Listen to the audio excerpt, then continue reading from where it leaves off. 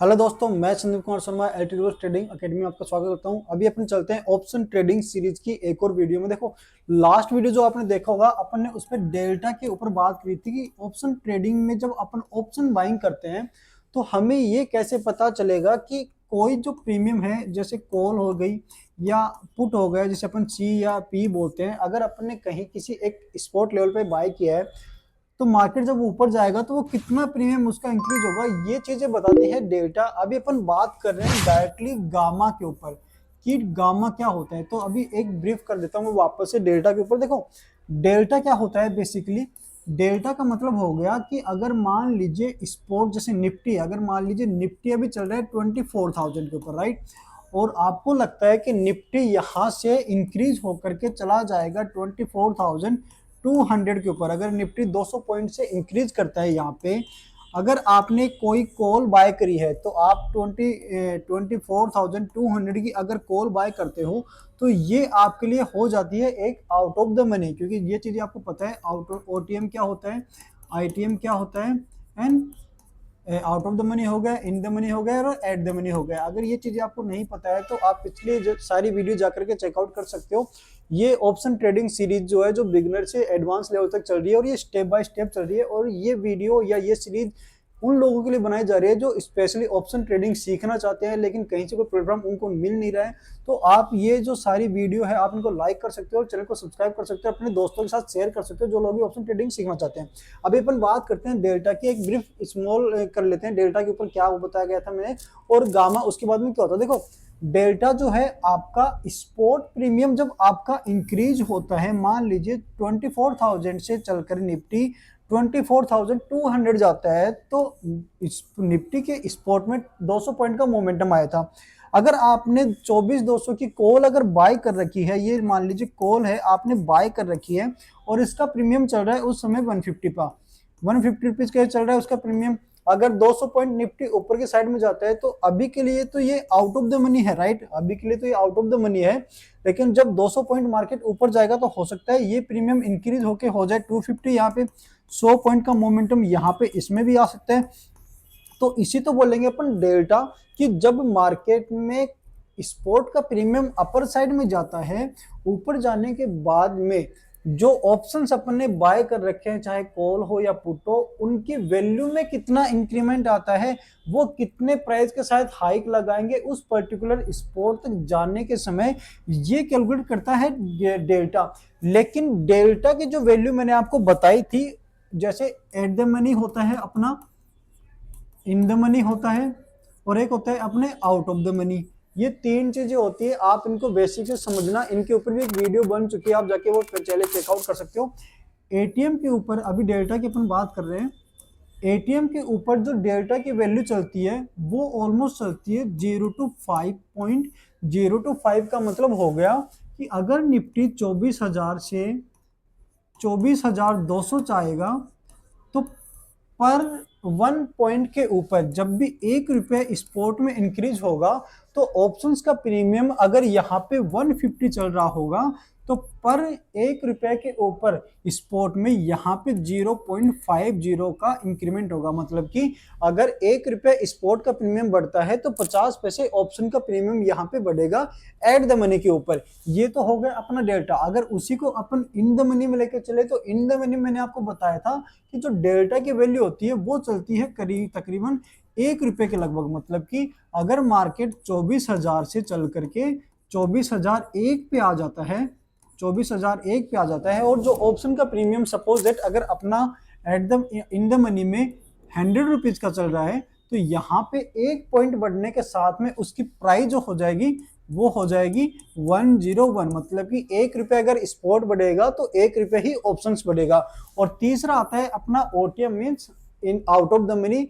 Out of the money के अंदर जो डेल्टा की वैल्यू होती है वो होती है 0.1 से लेकर के 0.3 तक। मतलब कि अगर 1 रुपये स्पॉट बढ़ता है, अगर मान लीजिए 24,000 से निफ्टी चल करके 24,000 1 जाता है, 1 रुपए अगर स्पॉट में इंक्रीमेंट आता है तो जो प्रीमियम रहेगा आउट ऑफ द मनी का, मान लीजिए आउट ऑफ द मनी का प्रीमियम अभी चल रहा होगा 50 रुपए, तो अगर 1 रुपए स्पॉट बढ़ेगा तो यहाँ पे कितना आएगा, यहाँ पे अपने पास आएगा 0.10 से लेकर के 0.330 तक, जो अपना डेल्टा की वैल्यू उस समय चल रही होगी ये रहेगी। तो यहाँ पे जो टोटल प्रीमियम बन जाएगा वो बन जाएगा 50.10 या फिर अपन बोल सकते हैं 50.30। ये होती है एक डेल्टा की वैल्यू। डेल्टा किस काम आता है, ऑप्शन का प्रीमियम कितनी इंक्रीमेंट होगा अगर स्पॉट का लेवल किसी पर्टिकुलर लेवल से निकल के अगर अपर साइड में निकलेगा या डाउन साइड में जाएगा, तो वहां पे जो कॉल या पुट रहने वाली है उनका प्रीमियम ये डेल्टा बताता है। लेकिन यहाँ पे एक क्वेश्चन आता है अपने सामने कि जो डेल्टा की वैल्यू जो आती है इसको अपन कैसे कैलकुलेट करें कि ये कितनी चेंजेस होगी, और इसको कैलकुलेट करने की आवश्यकता अपने को क्यों पड़ रही है, क्योंकि मान लीजिए यहाँ पे एग्जाम्पल के तौर पे कि अभी के लिए तो मान लीजिए जो 24,000 की कॉल है वो आपके लिए बन रही है यहाँ पे एट द मनी, क्योंकि मार्केट का स्पॉट किस पे है, 24,000 एट द मनी पे आ रहा है। 24,200 की जो प्रीमियम आ रहा है आपके लिए वो आ रहा है आपके लिए आउट ऑफ द मनी, मतलब कि ओटीएम। और यहाँ पे 23,900 की जो कॉल आ रही है आपके लिए वो आ रही है आपके लिए आईटीएम, मतलब कि इन द मनी।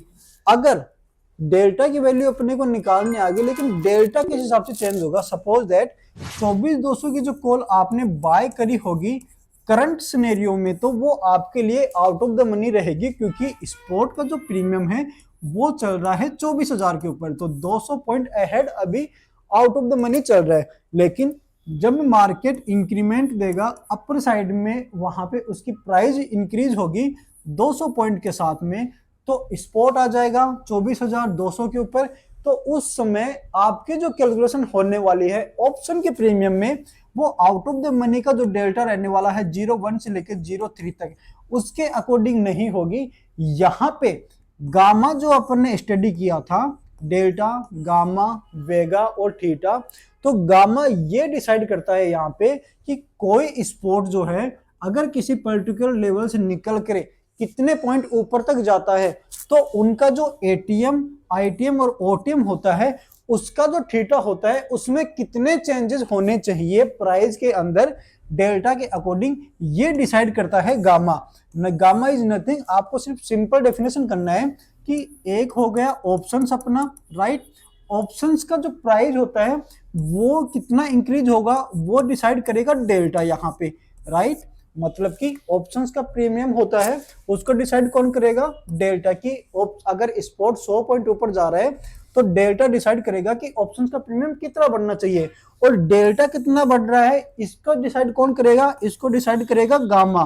तो यहाँ पे ये एक सीरीज वाइज चलते हैं कि ऑप्शंस का प्रीमियम कितना होगा, इसको डिसाइड करने के लिए कैलकुलेशन की जाएगी डेल्टा के अकॉर्डिंग, और डेल्टा कितना चेंजेस होगा। डेल्टा का जो प्रीमियम मैंने आपको बताया था कि 0.1 से 0.3 आता है अपना आउट ऑफ द मनी के अकॉर्डिंग, एट द मनी पे आएगा 0.5 का, और इन द मनी आएगा 1 रुपीज का। ये प्रीमियम जो वो कैसे एडजस्ट होंगे, कैसे इंक्रीज या डिक्रीज होंगे, इसको डिसाइड करने के लिए किसकी कैलकुलेशन की जाएगी, ये होती है गामा।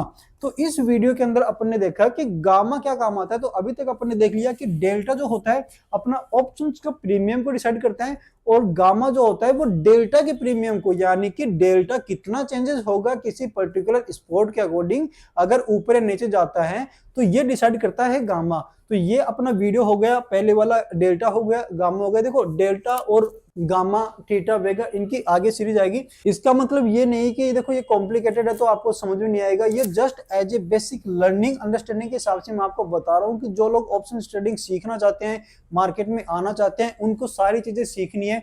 जरूरी नहीं है कि जिनको ये चीज नहीं आती है वो भी पैसा नहीं बना सकते। बहुत सारी ऐसे मेथड आगे मैं आपको बताऊंगा जिनका इनसे कोई लेना देना नहीं है, लेकिन फिर भी आपको एक बेसिक अंडरस्टैंडिंग होनी चाहिए कि डेल्टा क्या होता है, गामा क्या होता है, थीटा क्या होता है, वेगा क्या होता है, क्योंकि बहुत सारे लोग होते हैं सिर्फ पैसे कमाने के लिए आते हैं और बहुत सारे लोग ऐसे होते हैं कि जिनको पैसे के साथ पूरा नॉलेज भी चाहिए। तो दोनों ही चीजें अपन इस ऑप्शन ट्रेडिंग सीरीज में लेके आएंगे।